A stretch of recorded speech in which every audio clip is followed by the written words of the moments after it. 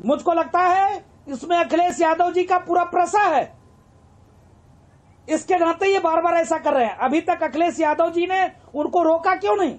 एक तरफ माननीय अखिलेश यादव जी कहते हैं, सर्वधर्म की बात करते हैं, सद्भावना की बात करते हैं, सर्वभवंतु की बात करते हैं। क्या यही सर्वभवंतु है? क्या यही लोहिया की परिकल्पना है क्या? या क्या यही समाजवाद है क्या कि उस समाजवाद में भगवान राम को गाली दिया जाए, सपा कार्यालय में रामचरितमानस की प्रति फाड़े जाए, सपा कार्यालय में भगवान राम और कृष्ण को गाली दिया जाए? नहीं, यही भगवान कृष्ण के वंशज है जो अपने आप को भगवान कृष्ण के वंशज कहते हैं, भगवान कृष्ण को गाली दिया जाए? चुल्लू भर पानी में ऐसे लोग को शर्म के मारे डूब मरना चाहिए। लेकिन संविधान भी अधिकार नहीं देता राजूदास जी, किसी भी मजहब के बारे में। राजूदास जी, आपने सपा का नाम लिया, आपने अखिलेश यादव का नाम लिया, लेकिन वो तो खुद को और पार्टी को इस बयान से अलग मानते हैं। वो कहते हैं ये स्वामी प्रसाद मौर्य के निजी विचार हैं, निजी बयान है। अब हम तो चूंकि समाजवादी हैं, अलग अलग विचारों वाले लोग हमारे साथ एक मंच पर हमारे साथ आ सकते हैं, हमारे साथ जुड़ सकते हैं और जुड़े हुए हैं, सबके अपने अपने विचार हैं, ये उनकी निजी राय है। नहीं, मैं पुनः काउंटर करूंगा।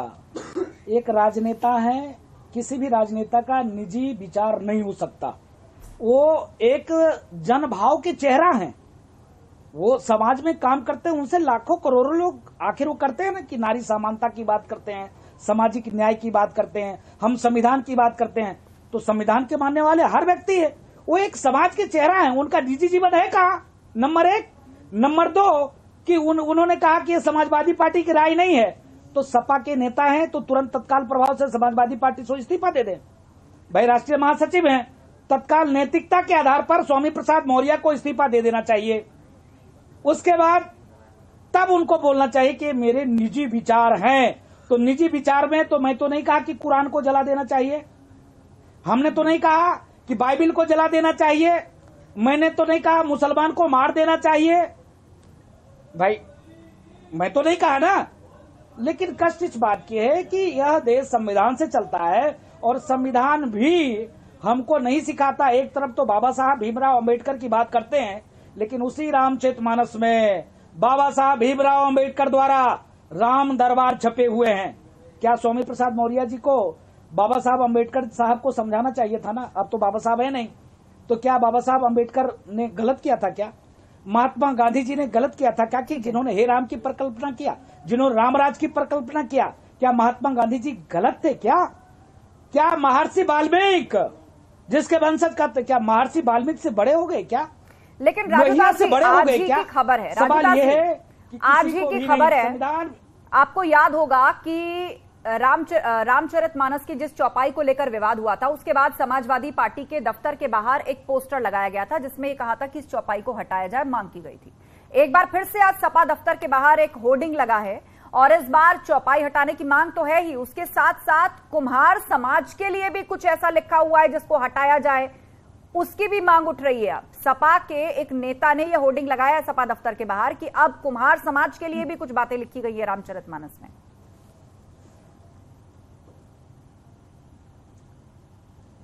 मैं डंके की चोट पे आपके चैनल के माध्यम से कहता हूं, इन दुर्बुद्धि वाले राजनेताओं से, नेताओं से आप शुद्ध रूप से खूब राजनीति करिए।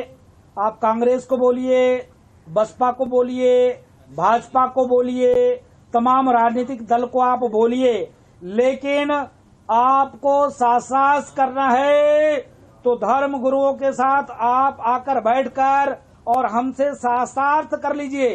राजू दास अगर आतंकवादी हैं तो राजू दास को छोड़ दीजिए। बसपा में भी साधु हैं, कांग्रेस में भी संत हैं, समाजवादी पार्टी में भी संत हैं। संतों को बैठाकर संवाद कर लीजिए, नंबर एक।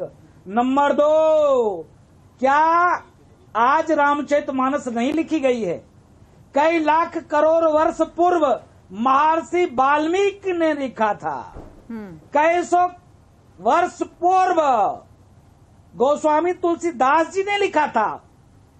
तब भी आपके जैसे कुछ लोग थे जो आपत्ति कर रहे थे कि गोस्वामी तुलसीदास जी ब्राह्मणों की दुकान बंद कराकर और इसको हिंदी में और अवधि में करके घर घर तक पहुंचा रहे। तब तो कुछ ब्राह्मण लोग विरोध कर रहे थे, उस समय में कुछ पंडित लोग विरोध कर रहे थे, ऐसा नहीं है। तो ये आज सस्ती लोकप्रियता हासिल करने के लिए समाजवादी पार्टी कुछ ऐसे नेता है जिनके पूर्वज राम के वंशज, कृष्ण के वंशज, परशुराम के वंशज, जिनके माता पिता राम के आदर्शों पे चलकर ये स्वामी नाम कहां से आया? स्वामी किसका नाम है? तो पहले बात तो स्वामी प्रसाद को तत्काल नाम चेंज कर देना चाहिए, मौर्य भी हटा देना चाहिए, स्वामी प्रसाद भी प्रसाद हम लोग के भगवान प्रसाद, जैसे लाइए महाराज जी प्रसाद दे दीजिए, प्रसाद, स्वामी प्रसाद और मौर्य सबसे अच्छा भक्त जात की होता है। सनातन में सबसे ज्यादा अगर कोई आपने तो उनके पूरे नाम को ही खारिज कर दिया राजूदास जी। तो अब आप बताइए, आप संत समाज से है, क्या नया नाम रख ले स्वामी प्रसाद मौर्य? आपने कहा स्वामी भी हटा दो, प्रसाद भी हटा दो, मौर्य तो तत्काल प्रभाव से हटा दो, तो आखिर किस नाम से जाने जाएंगे? जो राम का विरोध करे, जो रामचरितमानस का विरोध करे, उसको सीधे रावण नाम होना चाहिए,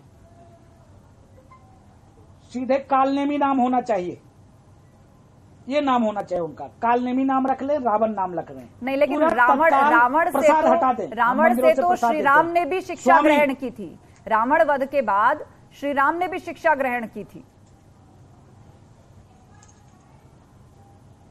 हमने भी स्वामी प्रसाद मौर्य से शिक्षा ग्रहण किया। एक साधु होकर अपशब्द का प्रयोग करना पड़ गया कि स्वामी प्रसाद मौर्य का जो सर कलम करेगा 21 लाख रुपया देंगे। हमने भी तो शिक्षा स्वामी प्रसाद मौर्य से ग्रहण किया। क्यों ग्रहण किया? क्या सीखा स्वामी प्रसाद मौर्य से? पड़ गया। आप समझ सकते हो, साधु संतों की समाज को बांटने का काम, समाज में आतंक फैलाने का काम, समाज में लोगों को दुर्बुद्धि वाला काम स्वामी प्रसाद मौर्य ने मुझको भी सिखा दिया। ये क्या है? राजूदास जी, आप तो संत है, धैर्य के लिए जाने जाते हैं, बुरी बात आप क्यों सीखेंगे? समाज को बांटना, ये सब आप क्यों सीखेंगे? नहीं, मजबूरी नहीं, मैं पुनः निवेदन करूंगा। एक जिम्मेदार चैनल पर बैठकर मैं प्रार्थना करूंगा, हम सर्वे भवन्तु सुखिनः सर्वे सन्तु निरामय विश्व बंधुत्व के साथ काम करते हैं। जब हम आरती करते बोलते धर्म की जय हो, अधर्म का नाश हो, प्राणियों में सद्भाव हो, विश्व का कल्याण हो।